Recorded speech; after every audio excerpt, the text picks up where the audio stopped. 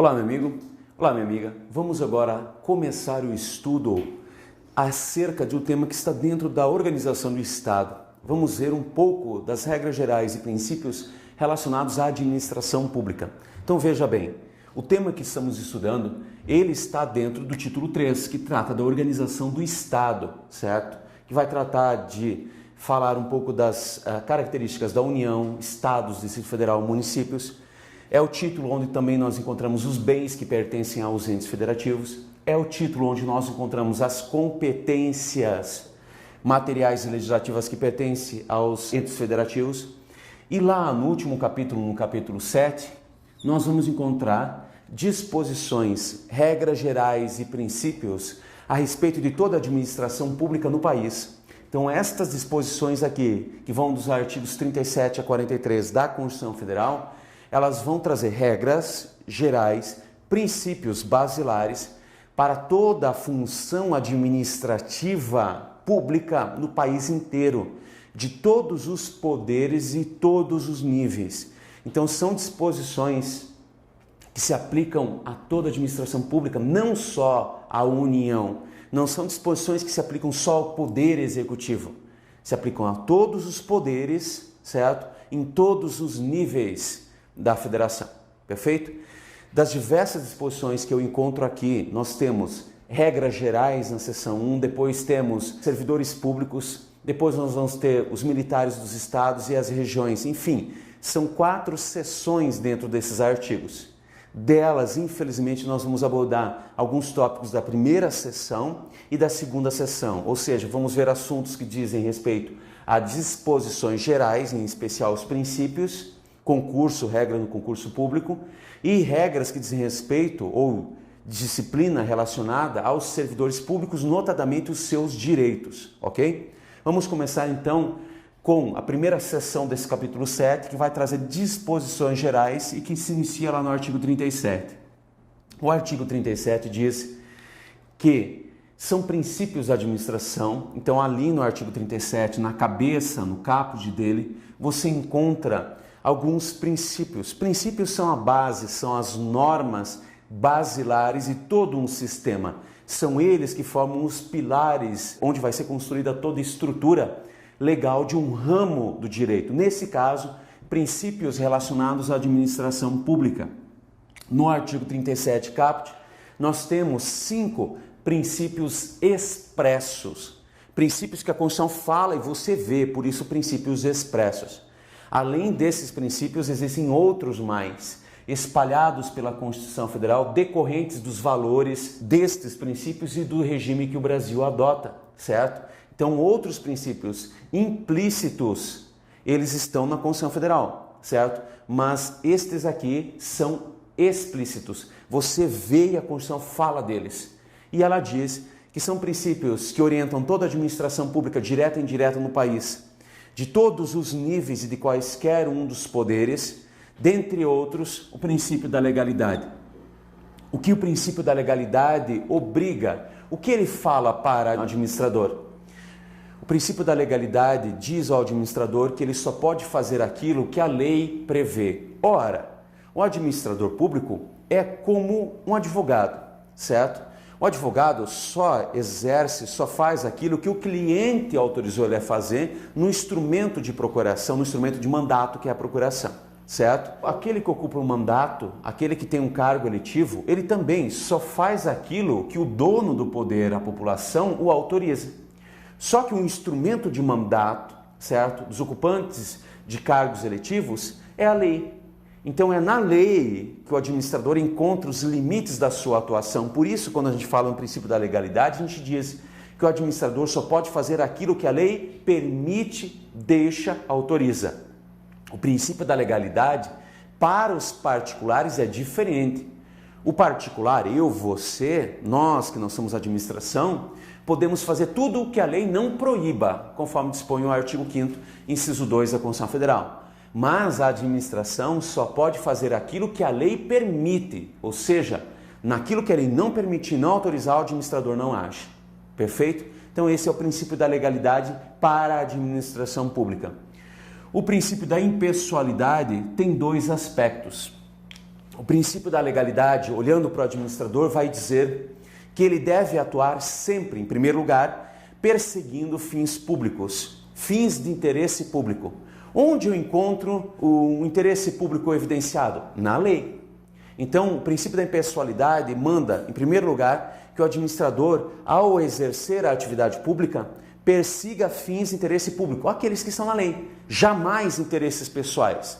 Apesar de nós vivemos uma sociedade em que isso muitas vezes é confuso e turvo, ou seja, o administrador por vezes persegue interesses pessoais, por vezes interesses públicos, se omiscui ou mistura tudo. A ideia é que a impessoalidade obrigue ele a só perseguir interesses públicos. Ora, ele não está ingerindo interesses que são seus, então ele não pode fazer com que os seus interesses prevaleçam, certo? E ainda o princípio da impessoalidade diz que em toda a publicidade dos atos, das ações da administração, o administrador não pode fazer publicidade de si próprio, certo? Por quê? Porque, ora, não é ele com o dinheiro dele que está realizando a obra, é o poder público com o dinheiro público que está realizando. O administrador é um mero, entre aspas, empregado, certo? Então, o princípio da impessoalidade obriga o administrador a perseguir fins públicos e obriga a não se autopromover. Inclusive, o artigo 37, parágrafo 1º da Constituição Federal deixa isso bem claro, que os atos, ações, programas públicos ou as medidas que visam a sua divulgação têm que estar voltadas apenas a caráter educativo, caráter informativo e nunca de forma a dar visibilidade ao administrador, a autopromover o administrador. Ora, essa é a função dele, perfeito? Princípio da moralidade. O administrador público tem que respeitar a lei, mas ele tem que respeitar mais do que a lei. Segundo dispõe esse princípio, o administrador público é obrigado a respeitar o que a lei manda e também um padrão ético, moral, mínimo aceito pela sociedade. Então a moral é mais do que a lei, ok? Então, além de respeitar a lei, diz a moralidade que o administrador público deve respeitar certos padrões éticos e morais que, por mais que não estejam na lei, ainda assim são de reprodução, são de respeito obrigatório pelo administrador. Assim, certas medidas podem até ser legais, mas não serão morais. E qual é o padrão ético que nós usamos para balizar a atitude do administrador? Aquele que decorre do nosso ordenamento jurídico. Essa ética jurídica, certo? Que decorre de todo o nosso direito que orienta o administrador público. Não é a ética do administrador, ok? Porque alguns administradores não têm ética ou a sua ética é deturpada, certo? Então não é a ética do administrador. A moralidade impõe que o administrador siga uma ética, um padrão moral que é decorrente de todo o nosso sistema jurídico e dele deflui. Perfeito? Ainda o princípio da publicidade também tem dois aspectos. O princípio da publicidade é, em primeiro lugar, e manda que os atos da administração sejam divulgados, publicizados, como uma forma de garantir a fiscalização pela administração, uma forma de garantir a transparência dos atos administrativos. Então, esse é o primeiro viés, essa é a primeira imposição que o princípio coloca, que todos os atos da administração, salvo aqueles legalmente restritos ou com sigilo, sejam divulgados para garantir a transparência dos seus atos. E ainda a publicidade em relação a alguns atos administrativos é condição de eficácia. Para que eles possam produzir efeitos em relação a algumas pessoas, elas precisam conhecer desses atos, por isso eles têm que ser publicizados. Então, publicidade é a condição de eficácia e a medida para tornar transparente a administração. E por fim, o princípio da eficiência, que só foi introduzido no artigo 37 caput pela Emenda Constitucional 19 de 98. Ele diz que toda administração deve trabalhar de forma célere e com qualidade. Então, quando o princípio da eficiência fala, ele está dizendo ao administrador, preste o serviço que você se comprometeu a prestar, certo? De forma mais célere possível, mas sempre com qualidade. Então, celeridade e qualidade igual eficiência. Perfeito? Então, esses são os princípios expressos da administração, que você pode lembrar pela associação mnemônica LIMPE. Lembre-se dessa palavra e você lembra dos princípios expressos da administração. Perfeito? Agora, passando para a análise alguns dos dispositivos do artigo 37, começando pelo artigo 37, inciso 1, que diz que o acesso a cargos, empregos e funções públicas, certo? Podem se dar a brasileiros e a estrangeiros nos termos da lei. Então, tanto brasileiros, natos ou naturalizados, quanto estrangeiros têm direito de acesso a cargos públicos, lembre-se disso. Só que para o estrangeiro ter direito de acesso a cargos, empregos e funções, só nos termos da lei. Então não é qualquer cargo, emprego ou função, não. Aqueles que a lei autorizar. Ainda assim, concorde, é possível que também o estrangeiro ocupe ou ascenda a um cargo, a um emprego ou a uma função pública. E isso é muito cobrado em concursos. E quando a questão está errada, é justamente porque diz que estrangeiro não pode ocupar cargo, emprego ou função. Pode, mas só aqueles que a lei determinar e estabelecer. Ainda nesse ponto, lembre-se que existem só alguns poucos cargos que são privativos de brasileiro nato. Salvo aqueles que são no artigo 12, parágrafo 3º, todos os demais cargos públicos podem ser acessados por brasileiros natos ou naturalizados, ok? Então, em princípio, os cargos públicos são de acesso a brasileiros e estrangeiros. Aos brasileiros natos se reservam-se apenas aqueles do artigo 12, parágrafo 3º como privativos deles. Os demais cargos públicos qualquer brasileiro pode acessar, ok? E vai acessar aos cargos e empregos somente mediante concurso público. O princípio do concurso público é um princípio que traz objetividade, que traz segurança, que traz equidade na seleção de pessoas que queiram trabalhar para a administração, ok? A Constituição, no artigo 37, inciso 2, vai nos dizer que o acesso a cargos e empregos públicos depende da aprovação em concurso público de provas ou de provas e títulos, salvo em relação aos cargos em comissão, cujo acesso é livre, ou seja, a nomeação e a exoneração são de livre escolha do chefe do executivo, do chefe da administração, ok?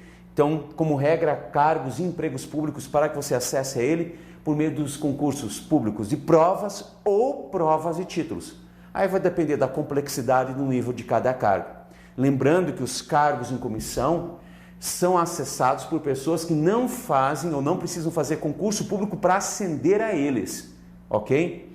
E dos cargos em comissão já falaremos agora. Os cargos em comissão e as funções de confiança se destinam, isso em primeiro lugar, às atribuições de chefia, direção e assessoramento. Criação de cargo em comissão ou função de confiança que não seja para exercer essas atribuições de direção, chefia e assessoramento é inconstitucional, ok? Agora, segundo a Constituição Federal, os cargos em comissão são providos, são ocupados, em primeiro lugar, por pessoas que já são servidores públicos, que ocupam cargos para os quais já fizeram concurso. Mas a Constituição permite que uma parcela dos cargos em comissão possa ser ocupada por quem não faz parte dos quadros, certo? Por pessoas que não fizeram concurso. Agora, qual percentual deverá ser ocupado por quem já é servidor e qual percentual pode ser ocupado por quem não é servidor, fica a cargo da lei de cada ente federativo. A Constituição só obriga que uma parcela tem que ser ocupada por servidores que já são pertencentes ao quadro. Outra parcela, no entanto, pode provir de pessoas que não fizeram concurso, não pertencem aos quadros. Então, as funções de confiança só serão ocupadas por servidores que já pertencem aos quadros, ok? Então, lembre dessa diferença em relação aos cargos em comissão. Funções de confiança só podem ser ocupadas por quem já pertence aos quadros, por quem já é servidor. Mas ambos, cargos em comissão e funções de confiança, só podem ser criados para as funções de direção, chefia e assessoramento. Perfeito? Agora, tratando do prazo de validade do concurso público, diz o artigo 37, inciso 3, que o prazo de validade de um concurso público é de, no máximo, 2 anos, podendo ser prorrogado por até uma vez, também pelo período máximo de 2 anos. Então, o prazo de validade do concurso público, 2 anos é o máximo, podendo ser prorrogado uma única vez por igual período, ou seja, no máximo mais 2 anos. Então, um concurso público tem prazo de validade máximo de 4 anos, se for prorrogado, é óbvio. Atente, nos concursos públicos, normalmente aparece o concurso público tem prazo de validade de 2 anos. Não, é de até, o que significa que pode ter prazo de validade de 1 mês, 2 meses, 6 meses, 8 meses e pode inclusive ser prorrogado uma única vez por igual período, ok? Diz, já que estamos falando do concurso público, da necessidade dele para ascender a cargos e empregos, diz o artigo 37, parágrafo 2º, que qualquer violação à regra do concurso público, ao princípio do concurso público ou ao prazo de validade do concurso, causa a nulidade do ato de nomeação do servidor, certo? E a responsabilização do administrador público. Como assim? Segundo o artigo 37, parágrafo 2º, se um servidor é nomeado para um cargo ou emprego sem ter feito concurso e ser aprovado antes, se houve o desrespeito ao prazo de validade do concurso e um servidor foi nomeado depois que o concurso já expirou, por exemplo, este ato de nomeação é nulo, não gera direitos, não gera efeitos e além do servidor ser afastado, demitido do cargo, certo? O ato é nulo, ele nem vai chegar a ser demitido. O ato de nomeação é nulo. O administrador ainda será responsabilizado, ok? Então qualquer infringência à regra do concurso público ou ao prazo de validade conduz à nulidade do ato e à responsabilização do administrador público. Ainda, tratando de vagas, tratando dos cargos e empregos, diz a Constituição Federal no artigo 37, inciso 8, que as pessoas portadoras de deficiência, os PPDs, na verdade hoje o termo correto seria pessoa com deficiência, mas a Constituição ainda usa a expressão pessoa portadora de deficiência, tem direito a uma reserva de vagas nos cargos e empregos públicos.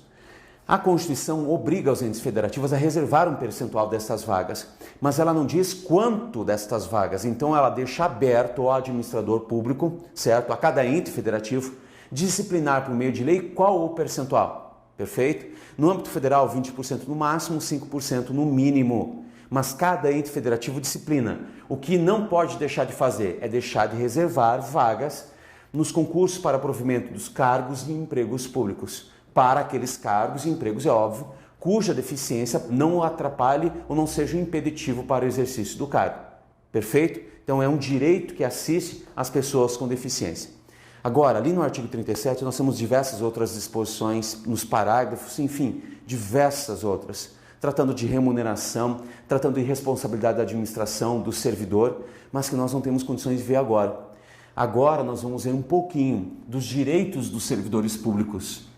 Mas antes de vermos um pouco desses direitos enumerados nos artigos 37 e 39, façamos uma diferença básica. Servidor público não é a mesma coisa que empregado público. Servidor público é aquele indivíduo que presta concurso público de provas ou de provas e títulos, que é provido num cargo com caráter de definitividade, ou seja, o cargo dele é de provimento efetivo, certo? A pessoa que ocupa um cargo público, certo? Ela vai necessariamente estar submetida a um regime jurídico próprio, a um estatuto jurídico próprio, por isso ele é chamado, apelidado de estatutário. À exceção dos cargos em comissão, então, o servidor que presta concurso para um cargo público vai ser provido nele em caráter definitivo. E as suas relações com o Estado estarão reguladas por um estatuto, por isso ele é chamado, apelidado de estatutário. Já o empregado público, ele faz concurso público, é provido no emprego, contratado para um emprego em caráter permanente, não definitivo, permanente, é diferente. As relações com a administração vão ser reguladas não por um estatuto próprio, mas pela CLT, pela Consolidação das Leis do Trabalho e pelas demais leis trabalhistas. Então, cargo público, emprego público não são a mesma coisa. A administração tem os dois tipos de agentes públicos? Tem, mas esses aqui a relação é regida pelas leis trabalhistas e esse aqui por um estatuto, por isso são chamados estatutários, ok? Agora sim vamos dar uma olhada nos direitos que os servidores têm. Em primeiro lugar, é direito do servidor público, direito à associação sindical e à greve, previsto no artigo 37, incisos 6 e 7 da Constituição. A Constituição assegura ao servidor público civil o direito à associação sindical, a formar sindicatos, a se filiar a sindicatos. E o direito à greve, servidor público civil, ok? Agora, o direito de greve, segundo dispõe o inciso 7, será regulado por lei especial. Essa lei ainda não existe, certo? Então, segundo o Supremo já se manifestou, a partir de diversos mandados de injunção, até que tal lei especial seja aprovada, certo? O servidor público civil pode fazer greve utilizando-se dos parâmetros estabelecidos na Lei 7783 de 1989, ok? Até que esta lei especial seja aprovada. Agora, servidor militar, ou como são chamados os militares dos estados e da União, não podem nem se associar e nem fazer greve, Por quê? Por conta de questões pontuais e específicas, os artigos 42 e 142 proíbem os servidores militares, os chamados militares dos estados e da União, de fazerem greve e de se associarem ou criarem sindicatos. Perfeito? Então esse é o primeiro conjunto de direitos dos servidores. O segundo, o artigo 39, parágrafo 3º, ele vai estender aos servidores públicos que têm um regime estatutário alguns dos direitos sociais que estão previstos para os empregados lá no artigo 7º, ok? Então o que faz esse artigo 39? Traz aqui para o servidor estatutário alguns dos direitos que o empregado público tem no artigo 7º da Constituição Federal. Como assim? Direitos como o de salário mínimo, como o descanso semanal remunerado, como a remuneração do serviço extraordinário, como o direito a férias. Então, alguns dos direitos que estão no artigo 7º, originalmente destinados aos empregados públicos, são estendidos aos servidores públicos. Todos? Não, não todos. Alguns. Um deles eu gostaria de ressaltar, que não é estendido porque dá muita discussão, é o direito ao reconhecimento do acordo coletivo e convenção coletiva de trabalho. O servidor público estatutário, o agente público estatutário, ele não tem direito a firmar acordo coletivo ou convenção coletiva de trabalho. Segundo entende o Supremo Tribunal Federal em sua súmula 679, certo? Não se pode fixar vencimento do servidor público por meio de acordo ou convenção coletiva, só por meio de lei, ok? Então este é um direito que o servidor não tem. Os demais que ele tem estão mencionados no parágrafo 3º do artigo 39. Ainda falando agora de acumulação de cargos públicos ali no artigo 37, incisos 16, 17 e no artigo 38. Quando falamos em direito à acumulação de cargos públicos, temos que lembrar antes, na verdade, da regra nesse tópico, ou seja, a regra nas constituições, desde a primeira Constituição Republicana, tem sido a inacumulabilidade de cargos públicos, ou seja, a proibição de uma pessoa ter mais do que um cargo público. Esta é a regra. As exceções são aquelas que nós veremos agora. Ainda assim, estas exceções se constituem direito do servidor. Se ele incidir nelas, tem direito de acumular 2 cargos, empregos ou funções. Diz o artigo 37, inciso 16, que desde que haja compatibilidade de horários, ou seja, a carga horária de um, a jornada de um trabalho, de um cargo, não interfere na jornada de outro, é possível sair de um cargo, ingressar no início da jornada do outro sem interferência. Então, desde que haja compatibilidade de horários e desde que não seja ultrapassado o limite remuneratório do artigo 37, inciso 11, certo? É possível, então, que o servidor ocupe os seguintes cargos. São as 3 primeiras exceções.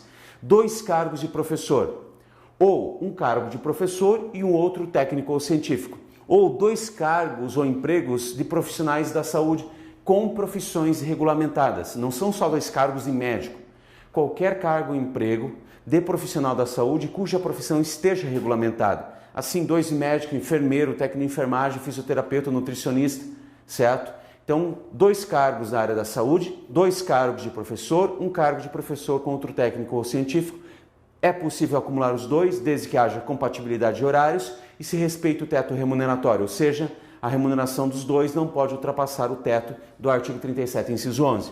Ainda, o artigo 37, inciso 17, acaba estendendo essa vedação geral à acumulação de cargos públicos aos empregos e às funções públicas. Então diz o inciso 17 do artigo 37, que além da vedação geral à acumulação de cargos, também é proibido acumular cargos, empregos e funções públicas, tanto na administração direta quanto na indireta, ou seja, nas autarquias, fundações, empresas públicas e sociedades de economia mista. Então, ou você tem um cargo, ou um emprego, ou uma função. Pode ter mais um cargo, mais um emprego, mais uma função, se forem estes aqui. Perfeito? E só mais um. Então, são 2 no máximo. O artigo 38 da Constituição Federal, quando trata dos cargos eletivos que são ocupados por servidores que já são servidores de carreira, ou são servidores que já pertencem ao quadro, vai dispor da 4ª hipótese de acumulação. Não são as únicas, mas essas que nós veremos agora. Diz o artigo 38, se um servidor que ocupa cargo, emprego, função for eleito para um cargo eletivo na esfera federal, estadual, distrital, ele não precisa abandonar esses cargos, certo? Ele vai se afastar deles e vai ocupar o cargo eletivo, certo? E receber só essa remuneração. Se, no entanto, o servidor tem um cargo, emprego ou função e é eleito para o cargo de prefeito, certo? Ele também se afasta da função, do cargo, emprego ou função, para ocupar o cargo de prefeito, mas pode optar pela remuneração deste ou deste. Agora, se o cargo eletivo é de vereador, aí sim, se o cargo é de vereador, há compatibilidade de horários, esta pessoa que ocupa cargo, emprego ou função pode acumular o cargo, emprego ou função com o cargo eletivo de vereador. Então é a única hipótese de cargo eletivo que pode ser acumulada com cargo, emprego ou função públicos. Perfeito? Agora, saindo do direito à acumulação, vamos à estabilidade, que é um dos direitos mais buscados por aqueles que fazem concurso público, além da remuneração, ok? A estabilidade, em palavras bem simples, é o direito de não ser demitido sem justa causa. Ok? O servidor que adquirir estabilidade só pode ser demitido, entre aspas, com justa causa. Então esse é o direito basicamente que decorre da estabilidade. Só tem direito a adquirir a estabilidade os servidores públicos que fazem concurso e são providos em cargos de provimento efetivo, cargos em comissão, funções temporárias, empregos públicos. Todos os ocupantes dessas atribuições não adquirem estabilidade. Estabilidade é só para quem tem cargo público de provimento efetivo. E vai adquirir a estabilidade após 3 anos de efetivo exercício no cargo, dependendo ainda a aquisição da estabilidade de uma avaliação por comissão especialmente designada para tanto. Uma vez adquirida a estabilidade, o servidor só a perde em virtude de sentença judicial transitada em julgado que culmine tal sanção, em virtude de decisão administrativa, certo, em processo administrativo disciplinar, que culmine a pena de demissão, ou após um procedimento de avaliação periódica de desempenho. Só que na maioria dos entes federativos, esta última hipótese de demissão do servidor estável ainda não foi regulamentada. Mas é possível demitir o servidor porque ele não é eficiente? É possível, mas precisa de regulamentação. Agora, não confunda a estabilidade com vitaliciedade. Vitalicidade tem os juízes, tem os membros do Ministério Público e é adquirida a partir de 2 anos. Se você não pretende um cargo na magistratura de juiz ou no Ministério Público de promotor ou procurador, então você vai tentar a estabilidade porque você vai estar num cargo público de provimento efetivo. Os únicos que têm vitalicidade, então, magistratura e Ministério Público. E esta aqui é adquirida após 2 anos, a estabilidade após 3. Perfeito? Vamos agora fazer algumas questões para fixar um pouquinho desse conteúdo. Vamos lá? Leia comigo a primeira. Embora seja vedado na CF o acesso de estrangeiros a cargos e funções públicas, não constitui requisito para investidura nesses cargos e funções a condição de brasileiro nato. Esta questão está errada e são 2 os erros. O primeiro, é possível o acesso de estrangeiros a cargos, empregos e funções? É, nos termos da lei. Então esse é o primeiro erro, artigo 37, inciso 1. O segundo erro, apesar da maioria não ser, alguns cargos exigem que para ocupá-los só o faça o brasileiro nato. Então o brasileiro nato pode ocupar alguns cargos que são só dele. São poucos, é verdade, mas o fato é que existem cargos públicos os quais só podem ser ocupados por brasileiros natos, aqueles do artigo 12, parágrafo 3º. Então são 2 esses erros, anote o artigo 37, inciso 1, artigo 12, parágrafo 3º da Constituição.